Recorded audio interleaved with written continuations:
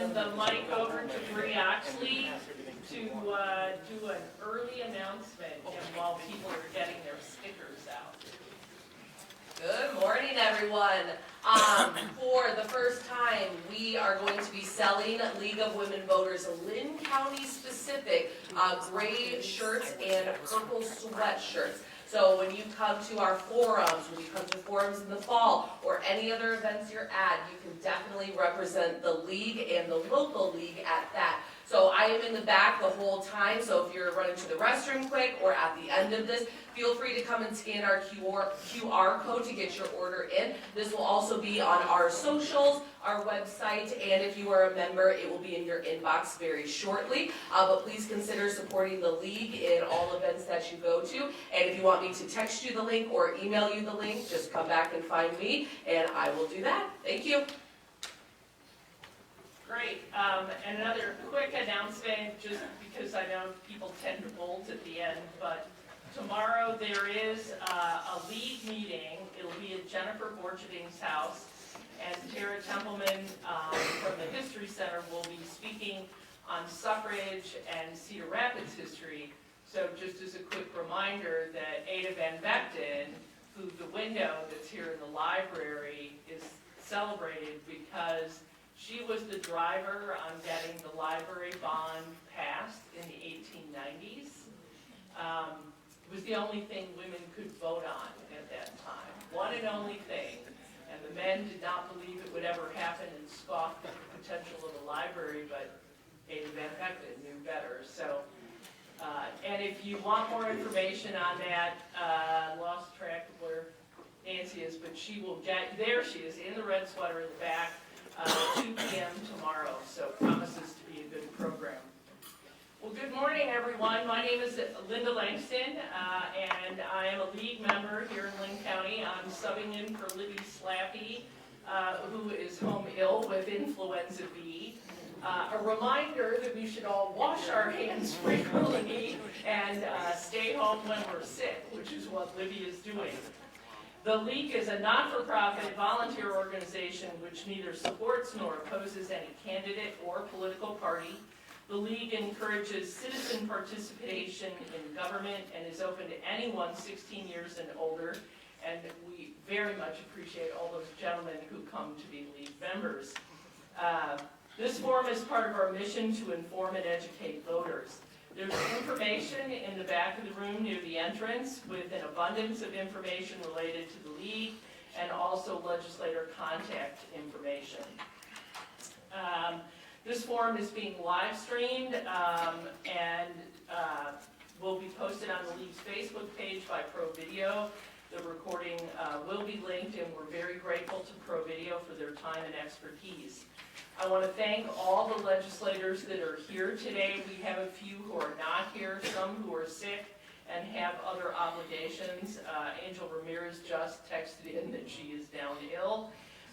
Representative Wilson has a family event. Liz Bennett is unable to attend, as well as Representative Golding. So we hope everybody stays healthy or gets better soon. So a bit about the structure of how today will go. To begin, legislators will each share for a minute and a half topics that are important to them this legislative session. And people may indeed know that we have just passed the first funnel deadline. So there are some bills that are no longer, in general, going to be up for consideration because they did not make it through the House. I didn't know that. And at the end, we will ask them to share another minute and a half, sort of a wrap-up of what's gone on. You are encouraged, and I'm grateful to see that many of you are already submitting questions for legislators on the provided paper. Questions must be addressed to all legislators. Raise your hand if you'd like another question slip, and we'll make sure you get one of those. A league panel over here, thank you to them for reading everybody's handwriting.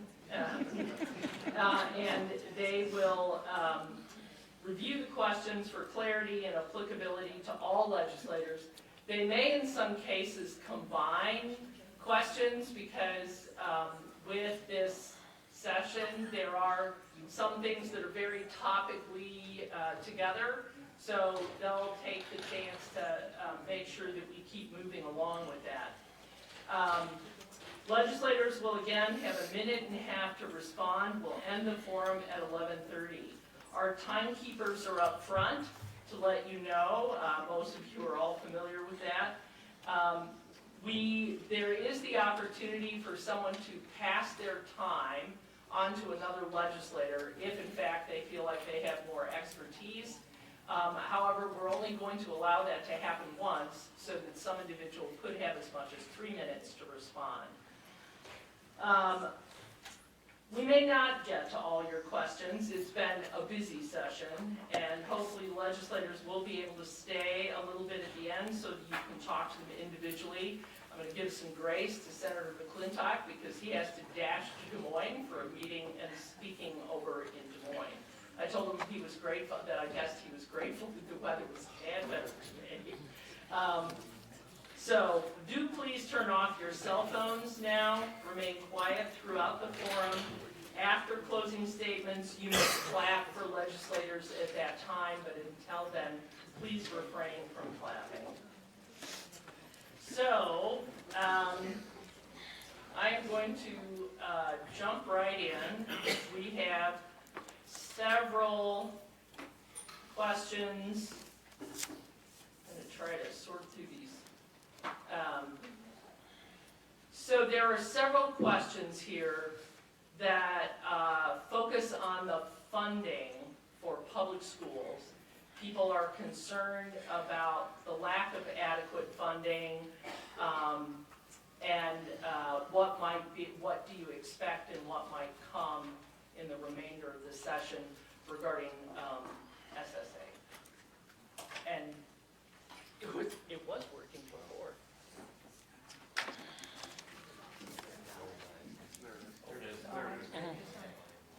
Testing. Yeah, okay, excellent. My name is Eric Jerry. I'm a state house member from House District 74, represent parts of northeast and southeast Cedar Rapids and the west and uptown area of Marion. I do think that, we just passed education funding in the Iowa House, and once again, for the last 12 years, we have underfunded public education. We know that in order to make Iowa a vibrant state to live and work and play in and raise your families in, we need to invest in public education. An investment in public education is an investment in our communities.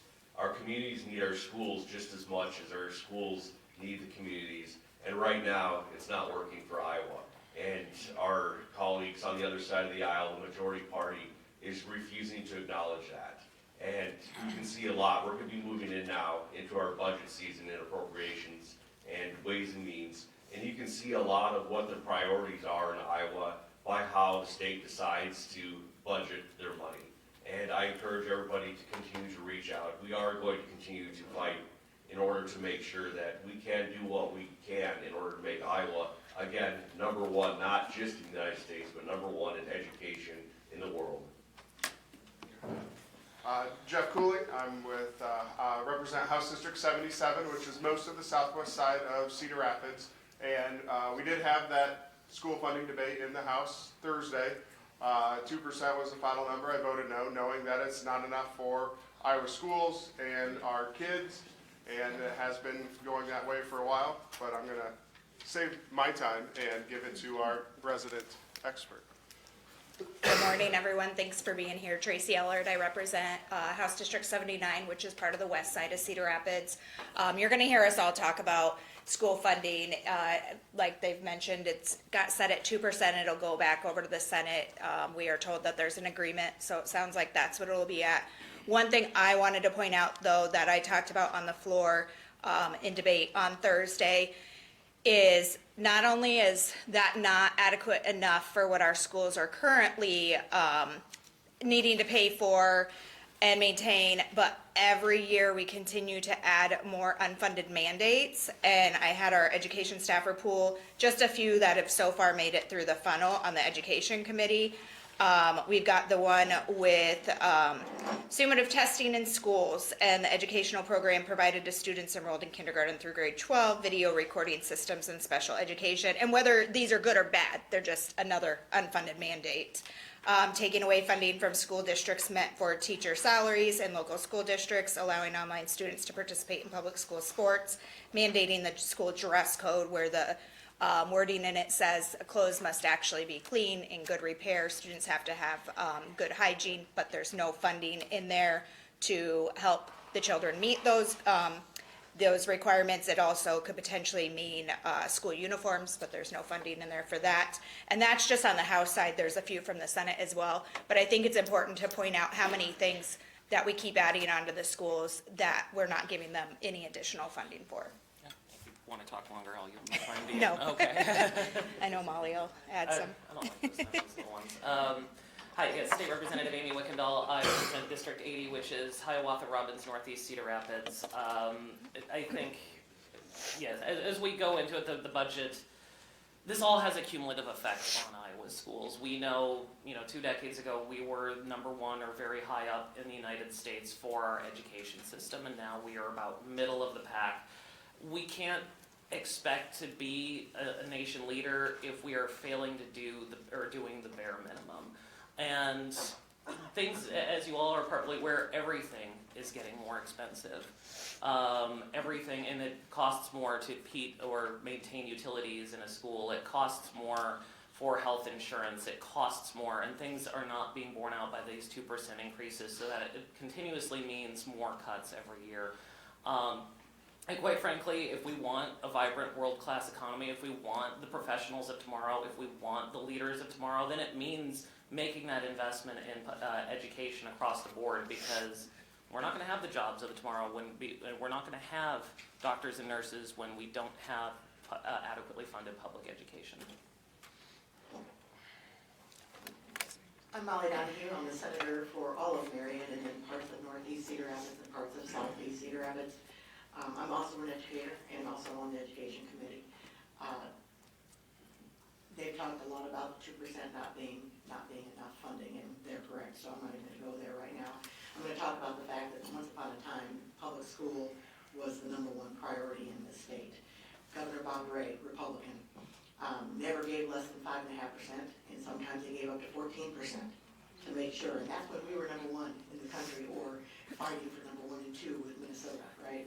So if we truly want a world-class public education for our kids, we have to make sure they are funding them at least at the amount of inflation. But because we're so far behind, it's going to take some years of much higher than that to get us back caught up, to make sure our buildings are taken care of, to make sure that we can staff them properly, to make sure we have curriculum, new curriculum, and updated curriculum. All of those things cost money, as Representative Wickendahl just said. It's not just staffing, which is the biggest part of it, but you also have to pay for the lights, you have to pay for the heat, you have to pay for the air conditioning. We need to do far better, and we will do far better as long as we get a new governor and a few more friends in the House and the Senate, so help us out there. Good morning, I'm Senator Art Stay, representing Northeast Cedar Rapids, Hiawatha, and Robbins. And I just wanted to say I think they're going to come at about 2% is probably what will be the final adjustment between the House and the Senate. That means that more school districts are going to close. Our smaller schools in the rural areas. It means we won't have enough for teacher raises. We even meet minimum salary threshold of the, what was the threshold, 45,000 for beginning teachers? 50,000.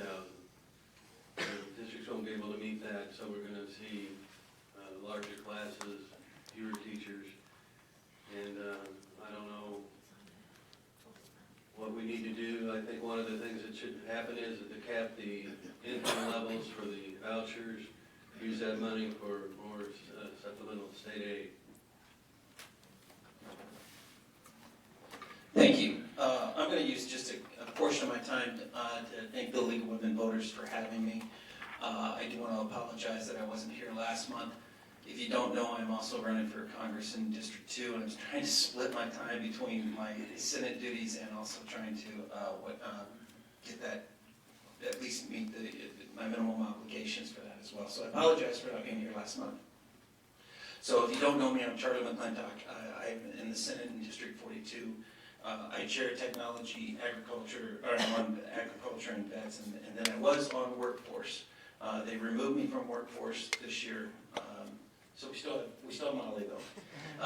And I was put on HHS appropriations though, so kind of a bit of a move around there for me.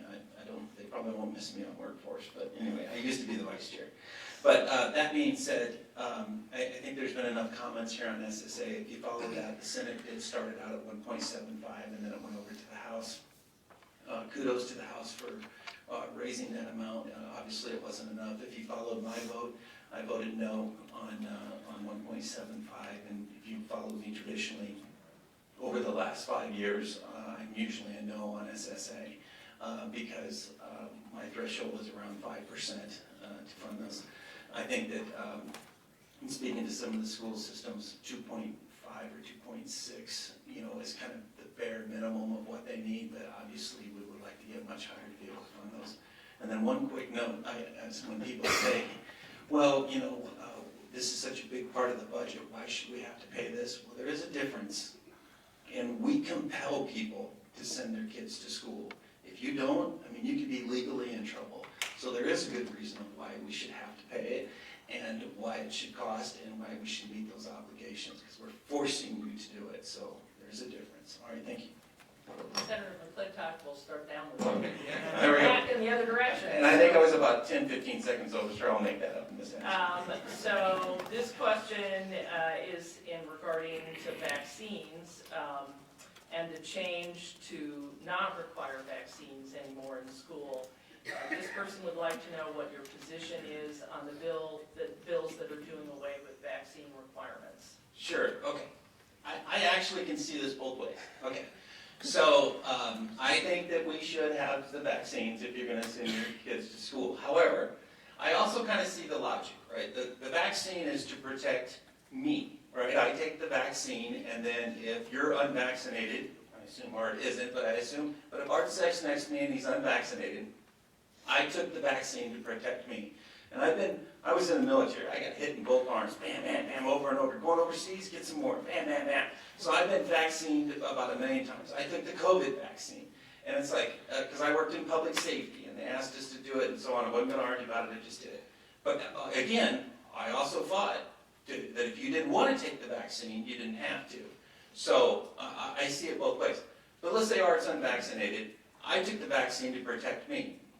So what is the argument here that if the parent doesn't want the kid to take the vaccine and they go to school, that kid's the one that's in jeopardy, not me. I took my vaccine. So I do understand the argument both ways. To me, what we have in place seems to be working. I'm not sure we need to jitter with it, but okay. So that's kind of where I'm at. Thank you. I think you have to follow science in reference to the vaccines. And they're for the common good as well as the individual. So if you aren't vaccinated and you get a disease, you spread then among everyone else who's not vaccinated for that disease. So I think it's important to consider that for the common good, not just an individual. I unfortunately have been on every single vaccine bill there is in the Senate. Obviously, I am for vaccination. I know that vaccination helps me, but it also helps the community. This is for community health. When you have herd immunity, you have far fewer outbreaks. I know that we used to have less than 100 or 120 measles outbreaks in a year, and now we're looking at 120 just in one state at a time, right? We have many, many more. We must have the immunizations, and as a school teacher, it's so important because of things that spread through the schools so quickly because of confined areas. And we have some that need people to be vaccinated so they can be protected because they can't take it. Not because they don't want to, because they physically cannot. They are either immunocompromised, and those vaccinations could injure them or whatever that medical purpose is, but we need as many people to be vaccinated as possible at all times.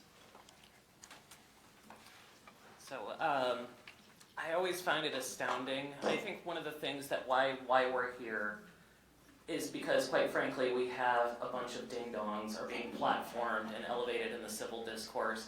Because I want to step back and let's go back in history a minute. If we go back in time about 75 years, the United States led the world efforts to eradicate polio through vaccines. The United States led efforts to eradicate smallpox. It was the first disease that was eradicated throughout the entire world, and we as a country did that. You had people going out to get vaccinated because they'd seen the scars from the previous generation.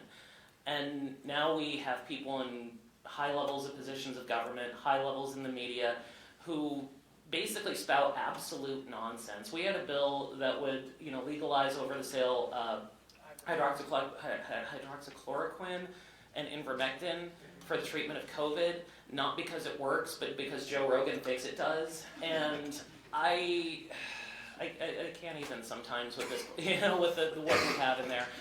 When it comes to vaccines and it comes to mandates, I mean, honestly, you should want to take the vaccine for your own health and because it's effective and safe. And like I said, I'm astounded that we have measles outbreaks in the 21st century because we've platformed ding-dongs.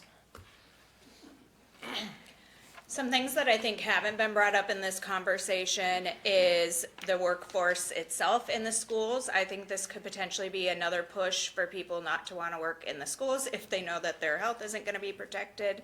I think about the 2 years that I went through cancer treatment working in a school, and at any point in time I could have been told not to be at work because of the germs. And now I'm thinking, what about, staff with compromised immune systems and the students, but staff, who's paying them if they have to then be told by their doctor, oh, you can't be in there? Or are they gonna have to be forced to retire? So I think there's some bigger conversations. The people that are sending me emails supporting this keep continuing to say things like, let us make our own healthcare decisions. So I'm hoping that means they support women's reproductive healthcare freedom as well.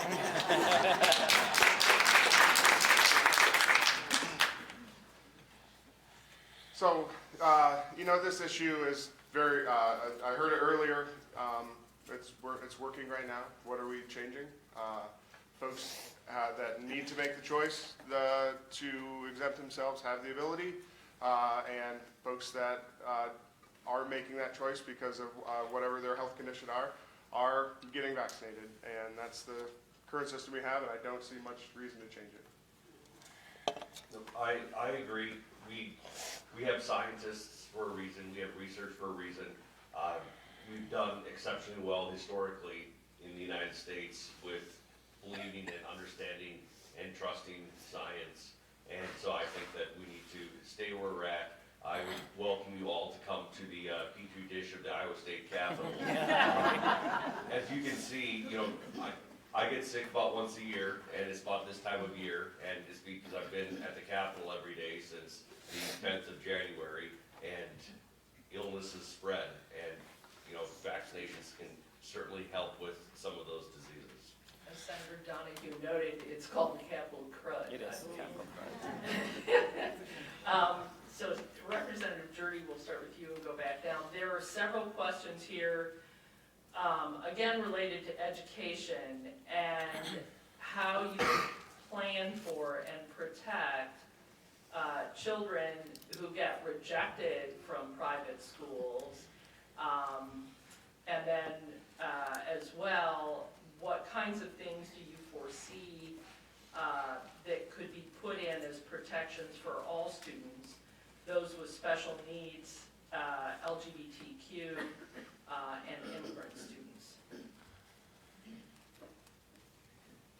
Sorry, I'm trying to wrap my head around it. That was a big question. Excuse me. So I think, obviously I taught in the public school system for many years prior to becoming a Cedar Rapids police officer. And our public school plays a critical role in our community. And as Senator McClintock said, we have compulsory education laws. And everybody has the right to a free and appropriate public education. And when you or your children walk through the doors of a public school, the public school has to accommodate you. We don't have that in our private institutions.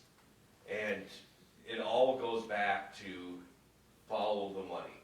And if a private institution is not going to provide support or accommodate or modify a curriculum to ensure that a student can receive an appropriate education, then what about the money? And where does that money go? So it really does go back to school funding, and it's not a school choice for parents and students. Right now, we're facing a school choice by school districts in picking students. Yeah, well said. It is a pretty large question there. Like Eric said, the schools get to pick their students, and they can opt out of that. I've not supported any sort of school voucher program in the state as my time as a legislator. I understand that funding would be much better used by our public school system. I'm not against private schools. If somebody wants to do that, they're more than welcome to. Far be it for me to tell somebody how to spend their own money, but I know that public dollars belong in public schools, and that's where we need to prioritize.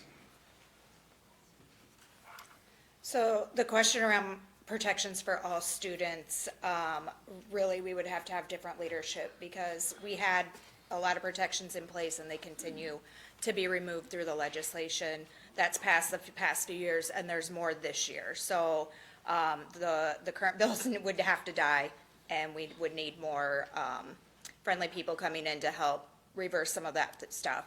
I think the first part of the question was around protections for special education students and when the private schools are denying them.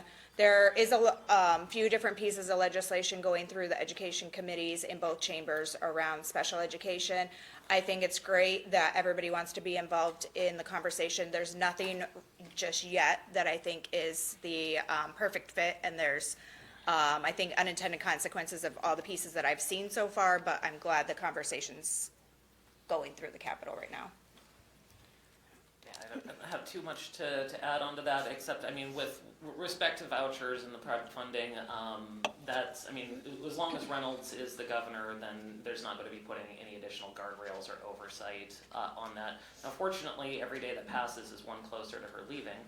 But so I think once we come around to the 92nd General Assembly, and if we have, different parties control the legislature or the governor's mansion, then at that point I think oversight, protections, and having oversight and things like that may become a possibility. Again, that's really going to be dependent on the numbers and who is where next year, so I can't get really ahead of that, but that would be the main thing to change and delete that. So it's not even just vouchers. The private schools get to decide who comes to their schools, so do the charter schools. They are also not required to take everybody. Some of them do, at least for a while, but then they end up not being successful and they send them back, and the public schools don't get that funding. So I can tell you that I put in a bill this year that would ask for a second count date, so there would be a count date in second semester, so that if students come back, and we know that happens, that the public schools would have another opportunity to use that count as their way to get funding for the following year or the next year. And as far as protecting other students, whether it be LGBTQ or whomever, we need to quit the culture war bills against children. It's just simply they have attacked children left and right from every part of the schools, from books to libraries to what you can and cannot teach in school, and that also includes marginalized groups of brown and black people. There are certain things we are not allowed to discuss in school.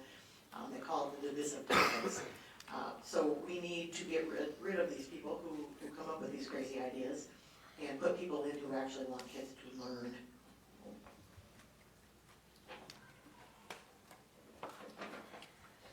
I would just say that public funds are for public schools, and we have to quit having a blank check for vouchers and for private religious schools and the corporate schools that are coming as well. I think we need to change that as soon as we can, and it'll be soon after the governor is gone. Okay, so I've never been a fan of the ESAs, but let me explain why. When this first came about, I was in my second year in the House, so this was 4 years ago when it first kind of came about. And the biggest problem, my district at the time, District 95 when I was in the House, and then District 42 now I was in Senate, the biggest problem they had with it, it was an open-ended appropriations with no oversight. And so I took issue with that, and that's the basis in which, the main basis in which I didn't vote for it or support it. And what I mean by that is, you take these taxpayer dollars and you give them to in essence, a private entity with no oversight. And I'll talk about it just quickly in just a second about how I dealt with that. But I don't have an issue with private schools, right? They talk about, well, you know, the follow the money and the school choice and stuff like that. My kids are grown adults. We had school choice. I mean, when they were growing up, I could send them to private school. I could homeschool them. Could have sent them to military school. Could have sent them to a charter school. We chose public school. You know, my wife is a para, so we wanted to do public school. We live in Alburnett, so we could send them there. So the whole school choice thing, we had school choice long before ESAs came around. Okay, so when this issue came of basically the only entity in the state that has an open-ended appropriations that can grow as big as it wants to with no oversight. So what did I do about it? Senate File 2008, if you had an opportunity to see it, it requires private schools to fall under the same reporting requirements. But it went nowhere, unfortunately. I think we started January 12th, it was introduced, and never went any farther. All right. Great. I think we're starting. So we're going to start down with Senator McClintock and come back. It makes the microphones easier. And this is, I'm taking several questions and combining them, and this all relates to property tax and property tax reform. Yield my time. So, cities, counties, and schools take a portion of everyone's property taxes. So people are looking to understand both what property tax reform is under consideration and how are cities, counties, and schools likely to be able to manage what I think is perceived as a lessening of the income that comes in from property tax and still keep their essential services in place. I'm going to yield. Okay, no way I can answer all that in 2 minutes. I thought we Luckily, were there's a starting lot in the of this. I'm going to give a crystallized version, and then everybody else can take a chunk of it. So basically, 3 different bills sitting out there, one in the House, Senate, and the governor's bill. The biggest thing I get asked about is, how is this going to affect me with my property tax? And the biggest concern or benefit people are looking at right now is the over 65. Write that down again in the 2 bills that seem to have the most advantage. One of which, the governor's bill, is if you're over 65, then it goes by, already a minute, it goes by the cap of the value of your home. That is still being questioned as to what that cap is going to look like, and the price is being negotiated. If you hit a certain cap value on that house, then you would not pay property tax. The Senate version, which is the one I like the best that we're still working on, is if your home is paid for after 65, then you would not pay property tax on it. There is still some nuances being worked out. So if you have a home equity loan, is that the second mortgage, and then you wouldn't be eligible and things like that? We're still working out those details. And that's how quickly the time goes, so I hope you get another section of it. I think that the property tax issue should be about fairness and local control as well. In many aspects, the property taxes are something that the local community can decide on, whether they levy that tax against themselves or not. The state is looking at trying to impose upon the local governments by capping the property taxes and reducing services will be the result. So I don't see any one of the 3 proposals right now, the Senate, the houses or the governor's as a workable solution to property taxes. They need to involve everyone at the local level and come up with something that will work for everyone. I'll try not to use my whole time so she can have a little more. But I will say first, we are $1.3 billion in the hole. What taxes can we give up right now and still have services? That is a huge problem here in the state. We need to relook at what has occurred in the past before we start looking at property taxes and lowering those, because we can't afford it at this point in time. Our schools and our cities would be, they'd be handcuffed. They wouldn't be allowed, they wouldn't be able to do much of anything. And what services are you willing to lose? Because I really don't want to lose any of mine. I'm gonna yield my time to her. All right. So actually, I mean, to correct one thing, there's actually 4 bills. The House Democrats did have a property tax proposal that we have unveiled. And, you know, props to the governor for copying Dave Jacoby's homework on the senior property tax relief. We did appreciate that. Looking at it here, yes, the bills are very much an active work in progress. I think everybody has kind of put out what their idea is and what they would want to do. One of the main through lines, at least looking through the Republican proposal, is a 2% cap on property tax increases through valuation. Now, you might sense a through line because that's kind of the same tactic that they've used on education, is to keep it at 2%, which is far below inflation. So again, when you do that, you're shifting money to another source. You're taking money that would have been taxed to the general fund, and I'm going to speak a little bit on municipalities because I've got that background. So you take money from your general fund, which is just tax that you use for everyday expenditures, and then you're going to basically move that over to the debt service levy or other debts. Now, they seem to have anticipated this. At least with the House Republicans bill, they want to have a 60% for general obligation bonds. Now, not to get too into the weeds, general obligation bonds on the city levels, we use those for a lot of shovel-ready projects. Like we're, fixing the streets down here, doing a road overlay project, using ADA ramps, basic kind of maintenance that you use around the city. So if you take that and then force it to go to a referendum, well, now the cities have to spend money to go to a referendum to raise public awareness, which is essentially an unfunded mandate.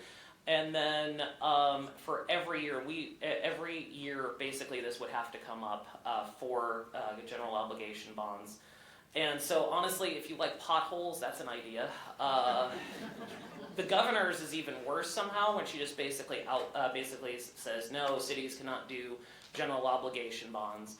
And so if you take that out of the equation, then it's going to force these from going from general obligation bonds into higher interest loans, which means you're going to pay more from there. One thing that misses from this conversation is why property taxes go up, and that is largely due to the spikes in valuations. And valuations increase comes to a combination of things. One, there's not enough low to moderate income housing being built. So when, we spent the better part of a decade not building houses, and so based on market forces, those prices are going to increase. The secondary factor in valuations is market speculation.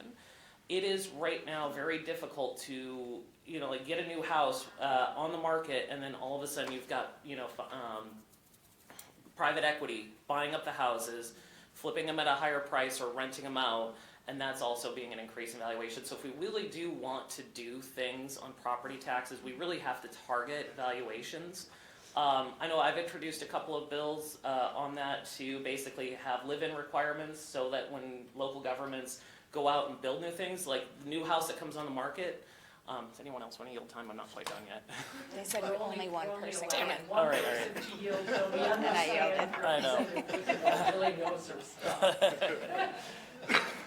Excuse me, I'm sorry.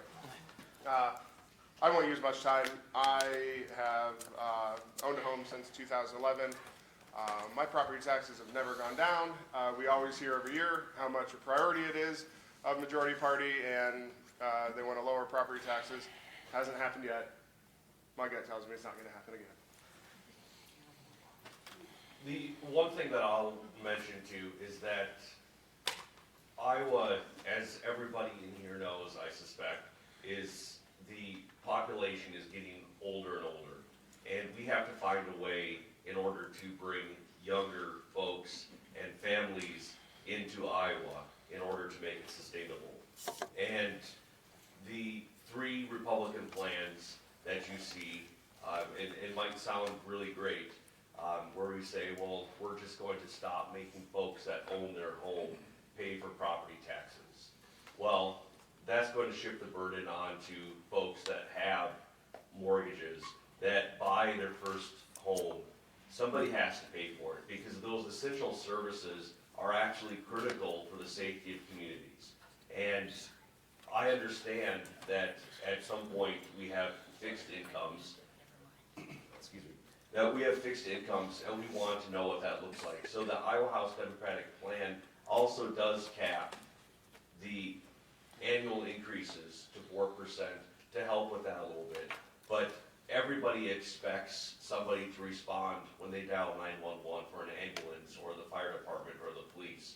And it doesn't matter if you're an more senior Iowan or an Iowan that just moved here looking to start their life. So we do have to take that into consideration as well. Thank you. It's a complex topic, and I'd encourage anyone who has concerns about this to come up and talk to some of the folks. Yes. This next question is on AI and data centers. How can state and local governments more closely regulate water usage, knowing that you're not the local governments, and right now that's where a lot of this work occurs. But noting that can the state stipulate the use of geothermal installations for server cooling or other methods to help address some of the challenges ahead that other parts of the country are suffering from? So I will keep this one very short, in that I have not been on any AI legislation or data center legislation yet, but I do want to say that I think that the state of Iowa is terrible at regulating local municipalities and counties and cities. There's no such thing as local control. And so at some point, I do think that we have to put the onus of some of these decisions on our counties and on our cities that are bringing this in, because what's good for Linn County may not be good for Poweshiek County or Ringgold County or Polk County. And everybody here elects folks to represent them at the county and city level and township level. And at that point, I think if you don't like what they're doing at that level, then we need to find different folks. So I'm tired of taking away local control in the state of Iowa. Thank you. Yeah, it feels like we've got 150 county supervisors in Des Moines and 150 school board members and 150 city council members. It really upsets me. I have a bill right here. Many of these bills are going through Commerce. I'm not on Commerce, but this one's about citing for renewable generation facilities. Many counties of the state have outright banned the building of renewable electric generation facilities. As an electrician in Linn County, it's pretty good for me because we're building them here. Our county supervisors haven't done that, but it's a broader picture. Obviously, data centers are an opportunity for folks. I have fellow electricians and tradesmen out there that are making over 20 grand a month. Just on the check, bringing it home. These are huge, huge paychecks for working families. So when we talk about that, that is something we need to think about. It's not a temporary job. They're going to have at least 30 maintenance electricians in each building after they're built as well. So the base load work that's there is going to be there for a long time. There is the technology to limit the use of water. And one of those facilities out there is doing that. They're using recirculating water. They have chillers for each data hall that's making the cold water to make the cold air to cool the servers and not pulling it out of the ground. So the technology's there. Yes, it does use more power. That's another thing. And I support a pretty broad all of the above power situation. They're looking to and moving forward with continuing to reopen Duane Arnold. That's great for baseload power, which is a lot of this power use in these data centers would be. We have local governments have been looking at, and our Cedar Rapids and the county have been looking at their ordinance to make sure that the water use is going to be appropriate and available, because we also do have a lot of industry here that also uses a lot of water in the production of things that they produce. So it's a good question. Yes, we should look at it. And we should make sure that these trillion multinational corporations that are coming into Iowa and participating and helping our economy are also going to help our local governments. So whether it's community payments, if it's making sure that they're going to pay their share for our emergency services and help our schools out and lower our property taxes and give our local governments more money. So they can have a good impact, and local governments have the ability right now, so far, to make those positive impacts on the people that are going to live around them. Thank you. All right, thank you. That was really effusive. I appreciate you getting into the weeds, Representative Cooling, on that. I think that. I think right now, just kind of on a surface level, I know there's a lot of angst and a lot of concern about with the data centers going in there in terms of water usage. I know, I believe Representative Zabner had a legislation that would kind of greatly expand the transparency on like how much this is going to use in terms of electricity, where the water is being sourced from. I do know that there are innovations in talking with people within this tech field, that they are looking to use more sources of non-potable water to cool this and other means to cool it beyond water usage. I will say we did have a bill that came through the House Economic Growth and Technology Committee that basically would require anytime a data center is built, whoever builds that center has to basically take 5% of the money that they've received and reinvest it in Iowa. I know, like, so when it comes to data centers, when they're being built, that creates a lot of jobs, but once they're fully done, then they're roughly run with relatively few people. This would make sure that the most profitable companies that are building these things are also investing in Iowa's economy and local businesses. So that passed out of our committee here this week. Weirdly had some Republican opposition. I'm still trying to plumb the depths of that a little bit more, but I know that all the members in the House Democrats supported it. Obviously, we have a water issue in Iowa, probably in a lot of other places, but Iowa is terrible. And I'm sure that Senator State's going to talk about that a little bit as well. So we do need to be careful about what we're allowing to be utilized by these data centers. When you look at the European models, if you read about what they're doing with theirs, they are doing the recirculating of water, and they're only allowed so much, period. And then also they build theirs underground so they can utilize the heat that they provide through their cities and in other ways. And the other thing they could be doing is when they're building those big, huge buildings, which would make even more jobs, Representative Cooling, is I don't think they should be allowed to build those huge buildings without solar and without wind out there with all that land that they have, to kind of offset some of the expenses that they are incurring, and so that we aren't, as the community, having to pick up so much of their electric bills. Water usage is a concern in the state of Iowa. A hydrologist has told us that. There's different hydrology throughout the state. Some areas have a lot of water, others are scarce. So I wanted to introduce legislation to make it transparent where the water is and where water is being used, how much. So I introduced legislation to require notifying the DNR about how much water you use. If you use more than 25,000 gallons per day. But that doesn't include just data centers or other industries, including ethanol plants that use million gallons of water a day.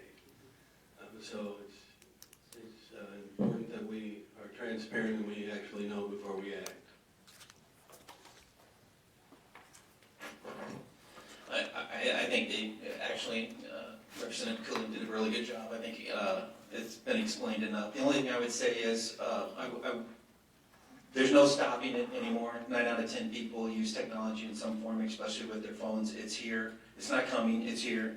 The only thing I would say is lean on your elected officials to regulate and benefit from when it comes to the technology associated with data centers and power, because there is no more stopping it. It's here and it's only going to continue. So benefit from and regulate. So thank you.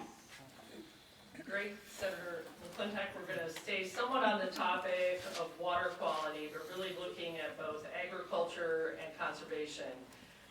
It's noted that the water quality in Iowa is not the best, and whether or not there's any activity that might happen this session to address both water quality and conservation requirements that might assist in improving water quality.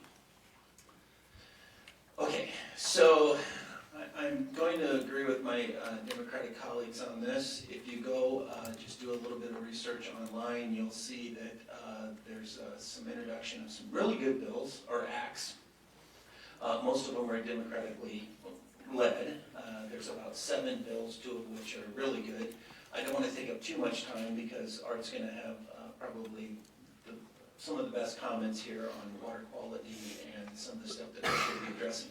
It's not to say that the majority party is not doing anything in this particular area, but I do want to give kudos to some of the Clean Water Act and some of the stuff that the Democrats are doing, and I would yield the rest of my time to Art to address that.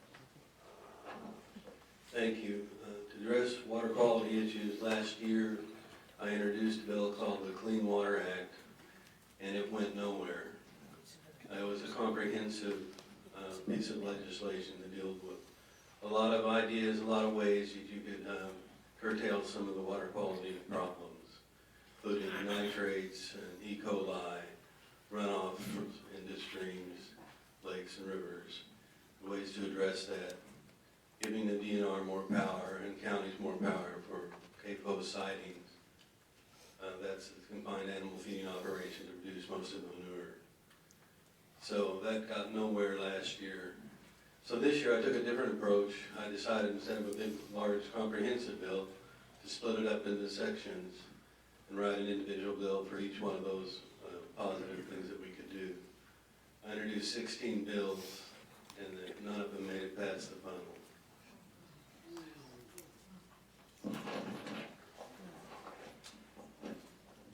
So water quality, we all need water. We all do, even our farmers need the water. But the self-monitoring system that our agricultural area is currently under is not working. They are not self-monitoring very well, or we would not have so many problems with our water. We need our agriculture. We need our farmers. They are a huge part of our economy. In fact, most of it. So, but there are ways for them to do better and still have the yields that they need or the growth of their animals that they need. It is, and honestly, and a lot of those ways that they could use to help clean our waters up, help their crops. So it's just a matter of getting them to understand that. And there are some that are very good at it, and then there are the others, right? So we have one in Palo. Jeannie Wampler's brother has a farm there that is very up to date and does all of the cover crops and all the things that need to be done to protect the land and the waters. Others could do that. We just need to have oversight of it. So just briefly, I'll touch your House Democrats did release our Iowa Healthy Water Act, which contained several provisions here. Basically, fund a $600,000 statewide water monitoring program, triple the state funding for Iowa's nutrient reduction strategy, create clean water tax credit for farmers, establish the Iowa Clean Water Certification Program, and then create the Iowa Water Quality Loan Program. And I think a couple of those that I want to tease out, the increase in tax credits and water loan program. One of the things that when we were building this plan was we do have a lot of kind of mid-sized farmers who don't own the land but rent the land and do things like that, where they're far more squeezed in terms of their budgets, in terms of what they can do. I do know that there's a lot of them that do want to be able to employ some of these strategies. Money is somewhat tight when they're kind of managing some of the land.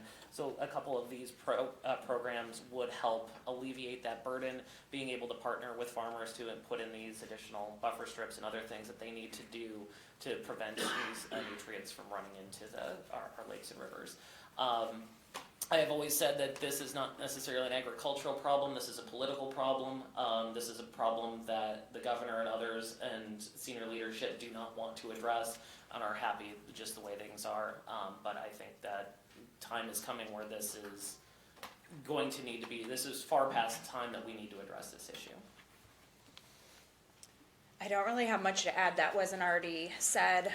We've got Senator State over in the Senate really taking the lead on this. We've got some members over in the House that are taking the lead. One, if this is a topic that you really like following or passionate about, I recommend following Representative Austin Baith. He does a lot around water quality and has put out some really good videos. He's great at doing the videos, a lot better than some of the rest of us. But he had one the other day that was real interesting. He was going around the Capitol, even testing the water and reporting all the, don't drink the water there, reporting all the nitrates. It was really bad. So just a recommendation. So there was a bill that was in the House that was introduced by 2 Republicans to add funding for buffer strips on Iowa farms. And 2 other Republicans, usually they'll say in a subcommittee, let's move this on and continue the conversation. It's one of the most annoying phrases I hear in the House on bad ideas. They didn't do that this time, though. They decided that it wasn't a good bill and shouldn't move forward. So 2 Republicans introduced the bill, 2 Republicans killed the bill. So that's kind of the atmosphere that we deal with up there. Another idea from the Senate is to give immunity to chemical companies whose products cause cancer to the users and give them immunity. That's how we're addressing water quality and the problems it causes. It was brought up about leased land, much of the land in Iowa that's leased, so neither party is all that interested. The person who's leasing the land doesn't own it. They want to go.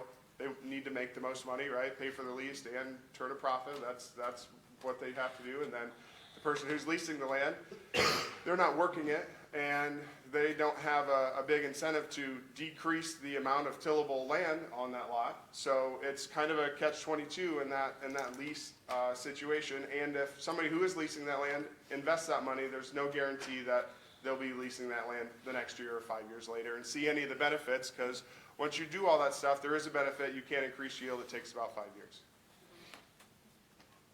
So I believe on this panel, Senator Stade and I and some others were part of a Mississippi River State Conference down in New Orleans late summer.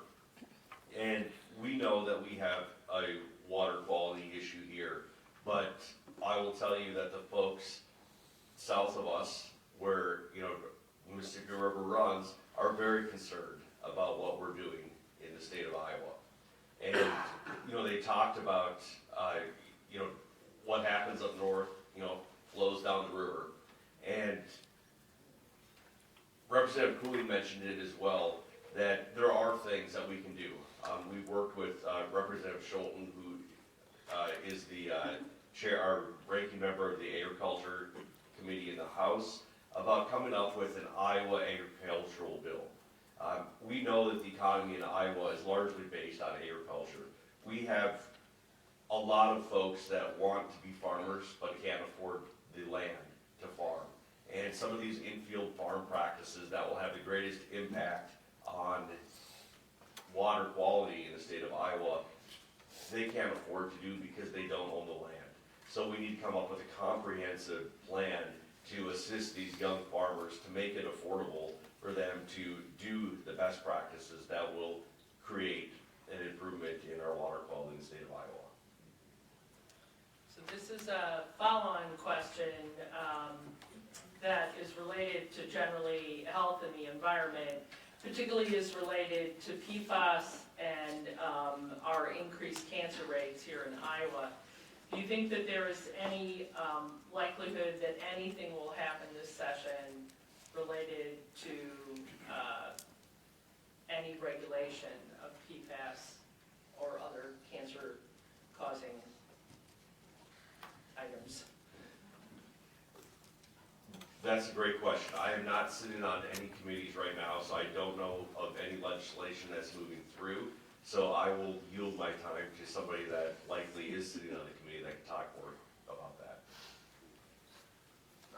Same for my most of my committee makeup. I am on ag, so there are some things that could come through there. But the bill that I mentioned that would give chemical companies immunity seems to be how we're going to address cancer-causing agents in the state. So Yeah, I don't sit on any of the committees that are handling this, so I'm not sure if anything's made its way through or not. No, I was just trying to look through the bills here that are still active and the ones that have died. I think going back a year, when Governor Reynolds came to the House for a condition of the state, she wanted to designate, I think it was $1 million to do research into what's causing cancer, but also heavily imply that it was binge drinking. Which is interesting because if that was true, the entire state of Wisconsin would be dead. And they don't have the cancer problems that we have here. It's sometimes, I'm always astounded with, because they seem to recognize a problem but don't like where the conclusions necessarily lead them to. As Representative Cooling had mentioned, the giving immunity to pesticide manufacturers at a time when we have the highest cancer rates, and like I said, when getting into it dovetails into our water quality with nitrates in the water and things like that, and those are avenues that we do not prefer to go down. So I would say if anything comes out of this session, it's probably going to be token in nature and just saying, hey, we looked at cancer, and that'll probably be it. So we know that My phone is misbehaving. It's Go not. ahead, Senator Donahue. we know that obviously we are the only state in the 50 states that are increasing in cancer rates. Everybody else is going down, not Iowa, we're continuing to rise. We passed, unfortunately, in the Senate last year, the Republicans passed that Monsanto bill that gave immunity. I don't think the House has passed it yet, but it may not even matter because at the federal level, the president is pushing for this to be a nationwide deal where glyphosate, or I can't even say the word, whatever it is, that's in Roundup. They're looking to make that something that you cannot go after for anybody, anywhere. We have put in a number of bills that would at least help people who end up with cancer because of, or to prevent cancer hopefully, or catch it early, between our water quality bills. We have multiple bills between Senator State and myself on radon, and making sure that houses are tested before they're sold and mitigated, so that would be one less thing that people would have to worry about. We also need to make sure that that immunity bill does not continue after the governor leaves. But we also have had, I put in a couple of different bills on lung cancer screening so we can catch it early. And if you catch it early, they have a much better likelihood of living. So we have things that are out there that would help people, but right now we need to start working on what does it take to stop the cancer from rising. In reference to the PFAS, there was a bill in the Senate that didn't make the funnel.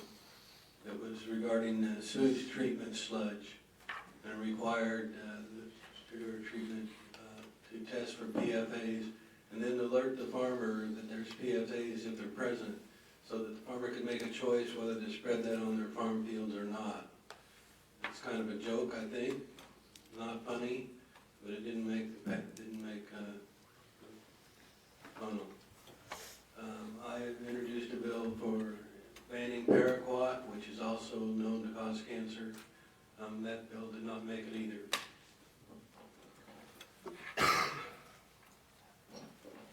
I was gonna say I wasn't aware of any, but I searched it before it got down to me, and there was one, and you just talked about it, so. Great, we're gonna jump over to Health and Human Services. Do you support the Work Without Worry, Let Us Work legislation that is in support of workers with disabilities? Short answer, yeah.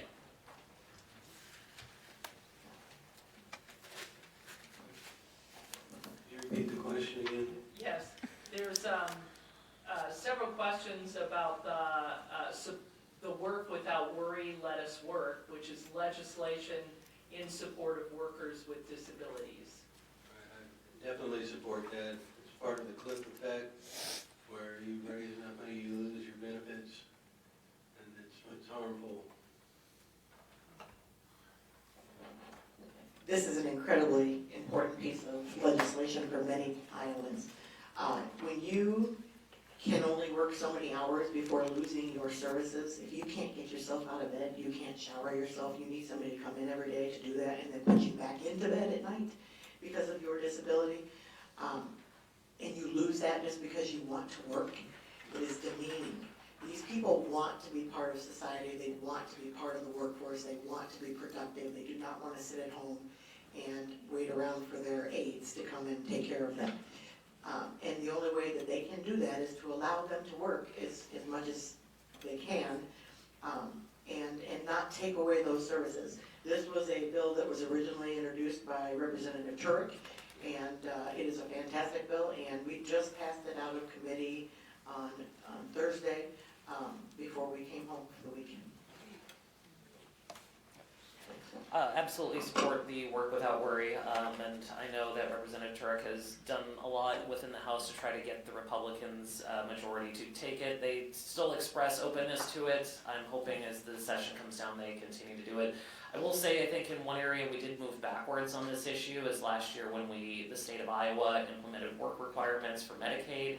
The federal government also followed suit with their bankrupting bill over the summer.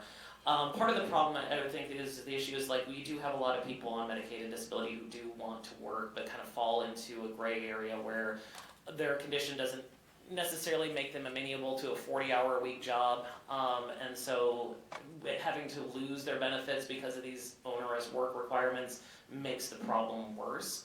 And you know, at the end of the day, it doesn't increase workforce participation. It doesn't save the state any money, and I do hope we do get somewhere on work without worry this year, but I do know that the state and federal government has made the problem worse.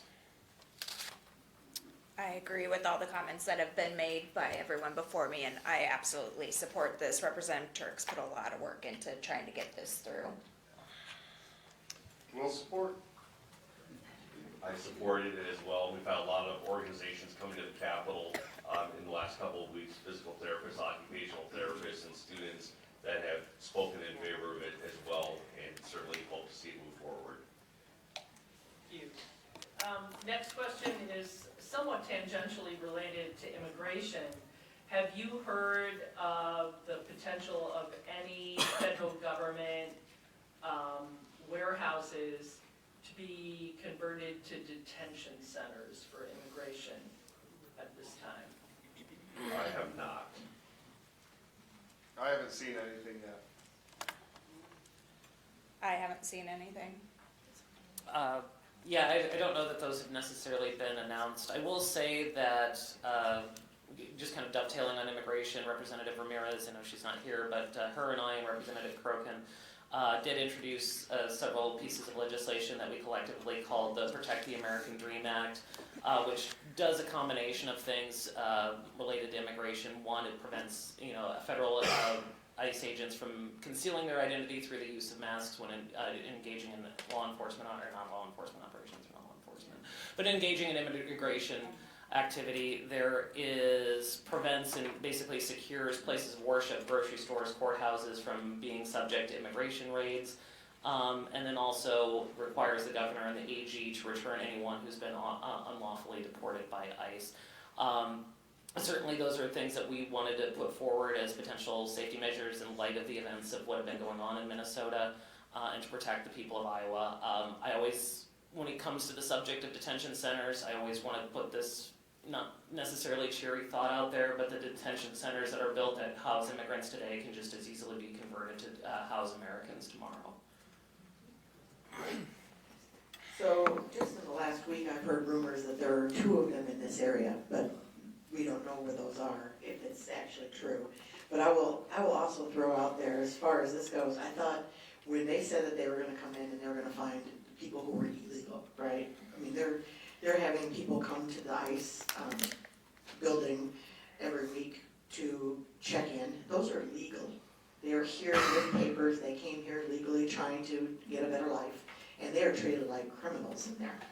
But those who they are picking up and not getting due process, from what it looks like, why are we detaining them? Why are we building concentration camps? I thought we were deporting them and sending them home. So what is the purpose of these encampments? That's what I'm trying to find out. I have heard that there are 2 detention centers, one of them a county jail, and I'm not sure I don't recall what the county was, or where the location, but evidently there are 2 in Iowa. I've heard nothing about a warehouse, nothing about any detention centers, news to me. Next question is about childcare, and they're wondering about the bill that allows childcare staff to receive CCA for their own children so that they can afford to stay in business themselves. And I see Representative Heller nodding her head, so I know she knows this. Is it okay Yeah, for me yeah, to start? that's- Okay. You We're kind of going out of order here. Yeah, this bill is actually on the debate calendar in the House on Monday. So, Iowa, for the past, I think it's 2 years now, had the CCA Child Care Assistance Pilot Program, where child care providers in the state could get their child care paid for. They still had co-pays, but it helped retain and attract workforce, which is something that we're lacking in our child care programs. There's already not enough slots to care for all of Iowa's children, but part of that is because we don't have enough staff to keep up with the ratios. And so the bill will be debated in the House on Monday, and that will codify it into law so that it's no longer a pilot program. So this is an excellent thing. Thank you. Unless anyone has. Okay. You're free to keep talking. This one's pretty cut and dry, Yeah, yeah. it is. So this is related to public safety in schools. I know that we have 2 individuals here who are involved in public safety or have been in their previous lives. Do you support allowing guns on school grounds, parking lots, and buildings? And Representative Jurdy, the microphone is coming to you. So we have, I can't remember what day it was last week. Was it Wednesday afternoon? It was like 65 degrees before this weather came in. I was on a walk. A bill came through the Education Committee, which I used to sit on, and Representative Eller asked me to come in and take a look at it because it dealt with, and I don't know the bill number, but it dealt with firearms on school grounds. And the piece of legislation that they had that I believe probably made it through committee, and Representative Eller can address that, doesn't really change Iowa code very much. What I see happening right now is that they've already changed the laws to not require permits to carry weapons in the state. That's already a thing. And I was opposed to that at the start because it's not safe for anybody. It's not safe for law enforcement officials when I make a traffic stop at 3 o'clock in the morning and have to do a firearms investigation on the side of the street to determine if this individual is legally able to carry a firearm or not, or if they have a domestic violence history, if they have a felony, if they have any previous gun charges. Is there anybody that's willing to give me? I'm looking, I can. Okay. good. And so that's already been done. This legislation that they're talking about now would allow an individual to carry a firearm in a school vehicle if the school vehicle is going to a student event such as track shooting, I suspect, is probably the only school event in the state of Iowa that has guns.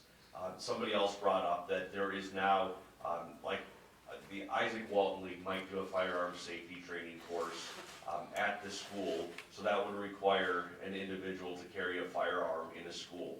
Right now, you have to keep that locked up in your vehicle and secured if you can't just bring it into school, and that makes sense. School districts can allow certain individuals in schools to be armed if they so choose, and it's up to the school district in order to do that. I was opposed to that because I don't think that we need any additional guns in schools. However, the current law states that a school district can decide, an elected school board. And so if we're doing anything in the state of Iowa, again, taking away the local control of school districts and school boards, then that's a huge problem that I have. We already have, I think, a too liberal policy on firearms in schools, and if we do anything to lessen the restrictions, lessen the regulations on firearms, I don't think that's a safe thing for any of the individuals that learn in our schools or work in our schools or go to schools for activities. Great. I'm going to go down to Senator McClintock. These are two folks that have law enforcement background. Yeah, I'll be brief. Just a little bit of my history too. If you remember when guns arming teachers came up on that, I was one of the probably the few that was a no on that. And I'll tell you why. One, the teachers didn't want it, right? The ones overwhelmingly didn't want it. And there was a lot of different reasons why I was a no, but that was one of the reasons. And so I think this is kind of an extension of that. When you talk about, I'm not a huge fan on red flag laws, and implemented poorly in some states, but when you talk about red flags, right? So one of them potentially is somebody brings a firearm and it's in their vehicle in the school. Well, if that's not allowed, that's a red flag, right? So if they currently do it and they say, look, we've identified this person, somebody says they have a gun, law enforcement can then interact, identify, and try to stop.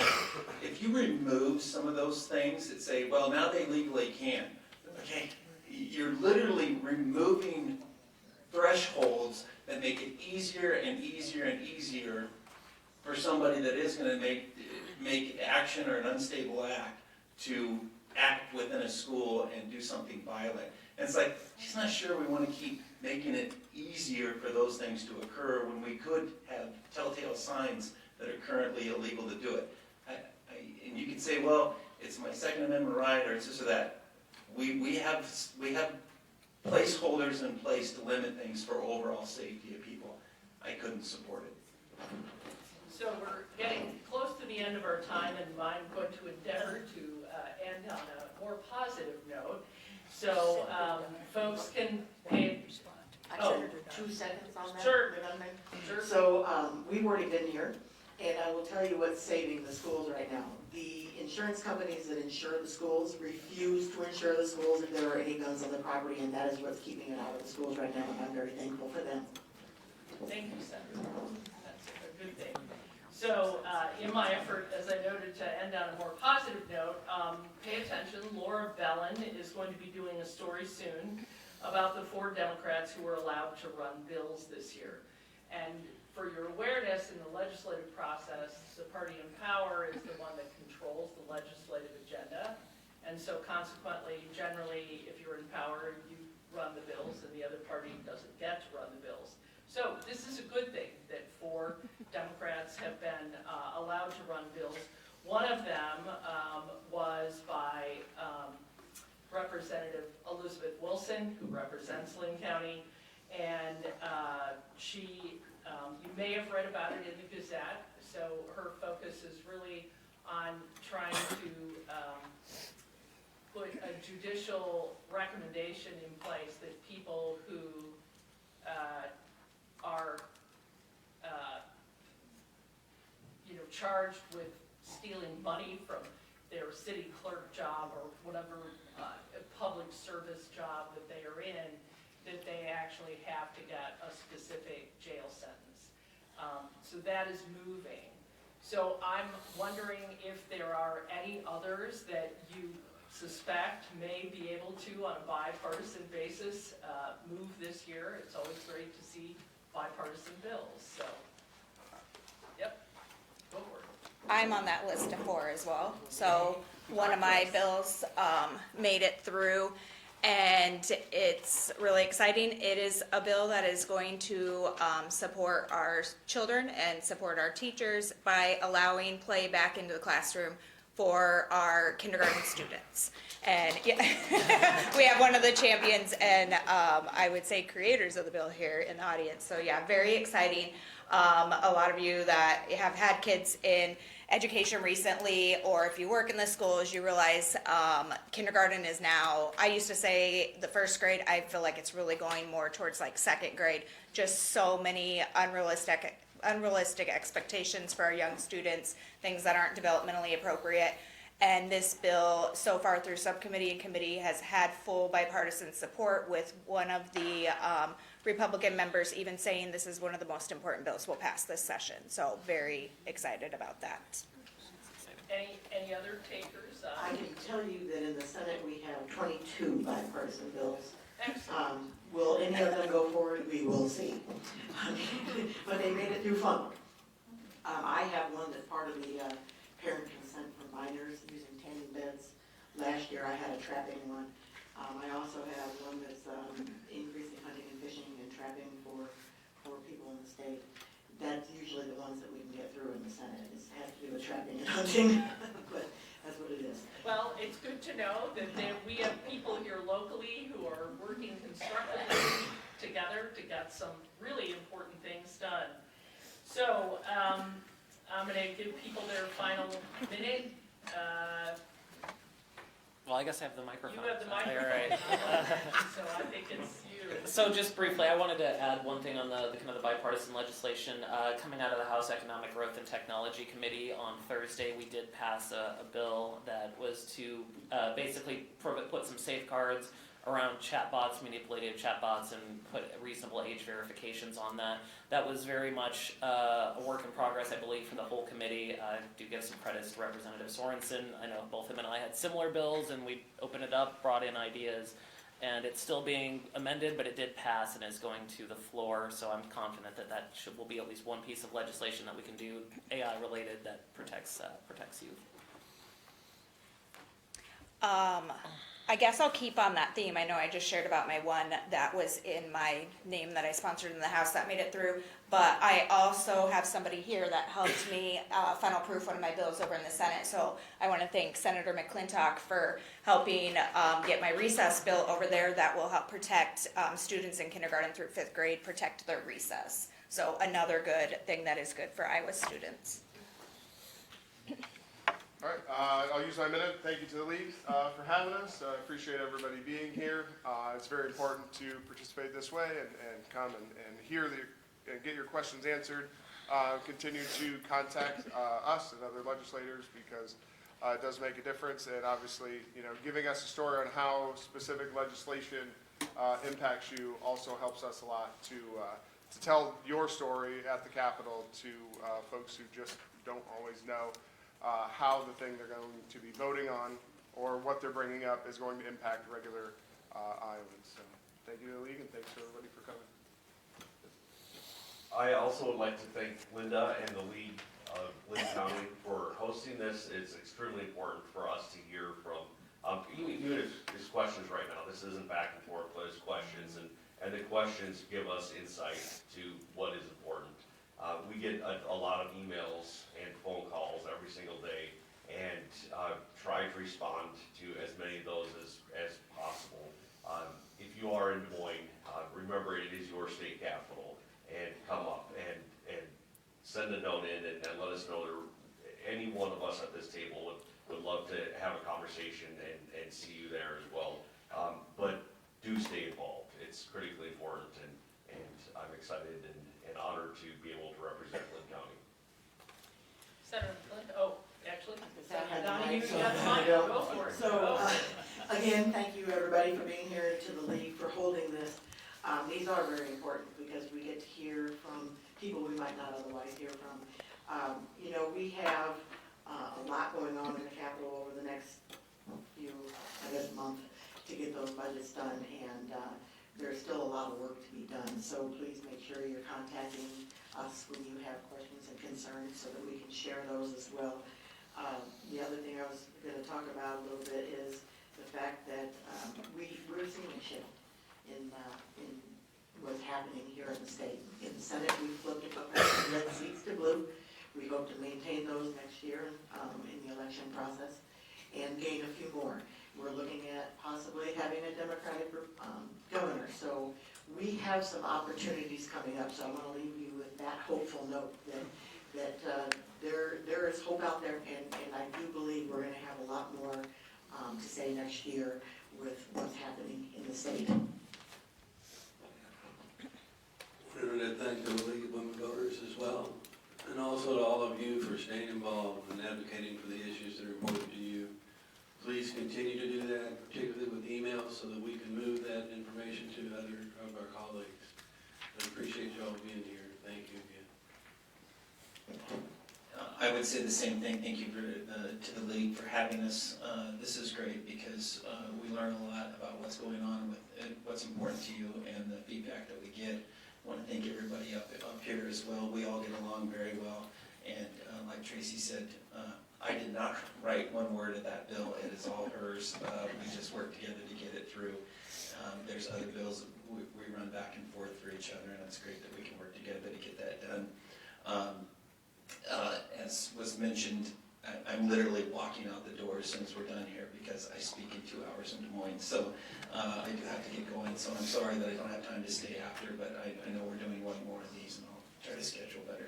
The only other thing I would mention is that I believe on the Senate calendar, Senate File 2201 is being debated Monday. That's SSA. So we'll try to see if we can improve it, but don't hold your breath.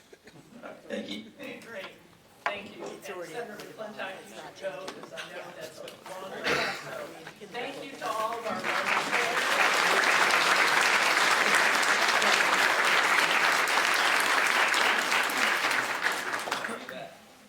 So if you didn't get your questions answered today, because it's hard, there's always a long list, please visit with your legislators now or contact them at a later time.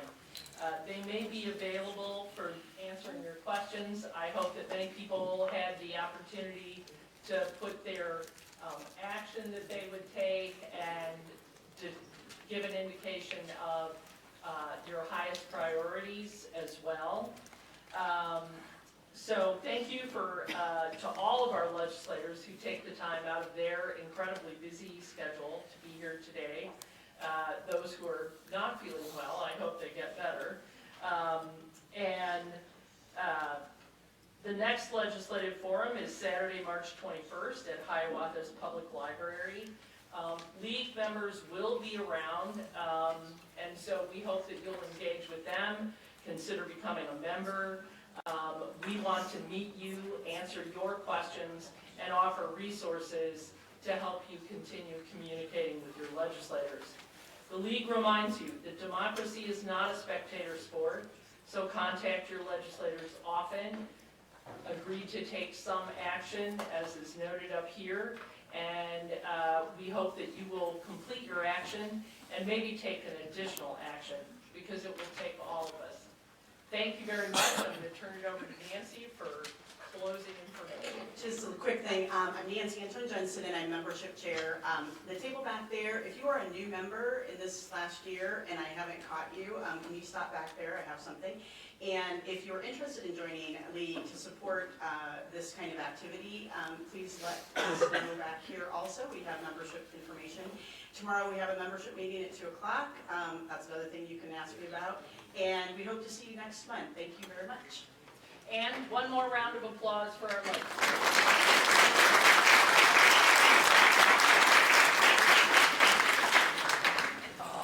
Standing up.